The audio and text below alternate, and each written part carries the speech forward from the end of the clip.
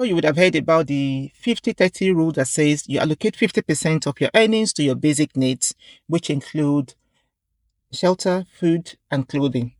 And you give 30% of your earnings, you spend that on essential needs such as fueling of your car, motor vehicle expenses, your gas, electricity, your Sky bill, your Netflix, and so on and so forth.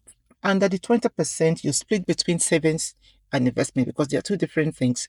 Savings is not investment, investment is not savings. So they are two different things. And in the world that we live in, prices have gone up.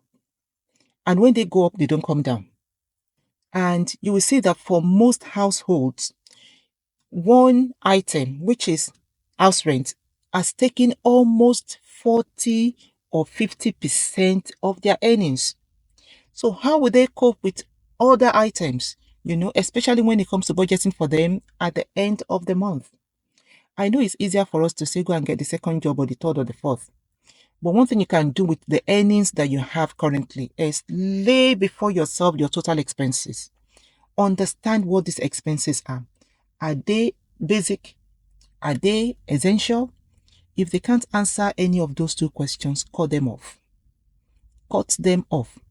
And once you are able to do that, you now go back to this 50-30-20 rule.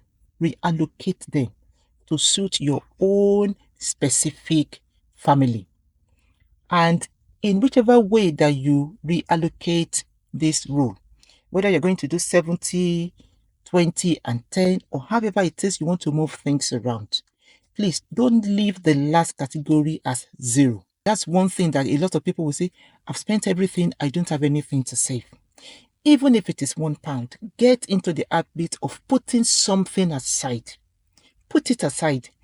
And that is the only way you can have something work for you at the end of the month. If you don't invest, there will be no multiplication that would happen. That is the truth. Even if it is £1, save it away. Let it multiply itself. Let it regenerate something.